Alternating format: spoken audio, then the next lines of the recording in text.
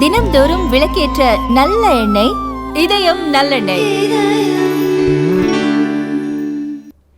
இந்தியர்களை ஈரானுக்கு அழைத்துச் சென்று உடல் உறுப்புகளை சட்டவிரோதமாக கடத்தி விற்ற கும்பல் கிரிப்டோ கரன்சியில் முதலீடு செய்தது என்ஐஏ விசாரணையில் தெரியவந்துள்ளது.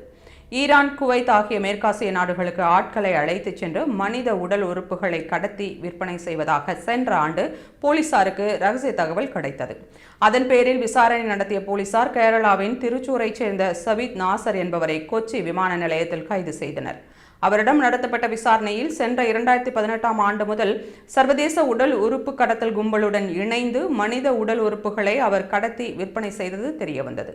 மேலும் அந்த கடத்தலில் கேரளாவைச் சேர்ந்த மது ஜெயக்குமார் என்பவருக்கும் முக்கிய பங்கு இருப்பது கண்டறியப்பட்டது. பின்னர் வழக்கின் விசாரணை என்ஐஏவுக்கு மாற்றப்பட்ட நிலையில் ஈரானில் தங்கியிருந்த ஜெயக்குமாரை கொச்சி விமான நிலையத்தில் என்ஐஏ அதிகாரிகள் கைது செய்தனர். அவரிடம் நடத்தப்பட்ட விசாரணையில் கேரளா மட்டுமன்றி ஆந்திர பிரதேசம், தெலுங்கானா மற்றும் வட மாநிலங்களைச் சேர்ந்தவர்களிடம் அதிக பணம் தருவதாக ஆசை காட்டி ஈரானுக்கு அழைத்துச் சென்று ஆபத்தான சூழலில் அவர்களின் உடல் உறுப்புகளை அந்த கும்பல் கடத்தியது தெரியவந்தது. ஒரு உறுப்புக்கு 50 லட்சம் ரூபாய் வரை அந்த கும்பல் பெற்றதும் விசாரணையில் அம்பலமானது. அதற்காக கொச்சியில் ஸ்டெம்மா என்ற ஒரு மருத்துவ கிளப்பை ஜெயக்குமார் நடத்தி வந்ததையும் என்ஐஏ அதிகாரிகள் கண்டறிந்தனர்.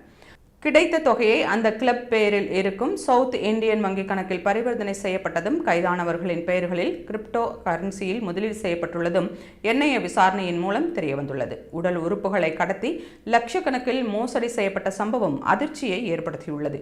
இதில் பயங்கரவாத அமைப்புகளுக்கு ஏதேனும் தொடர்பு உள்ளதா என்ற கோணத்திலும் விசாரணை நடத்தப்பட்டு வருகிறது.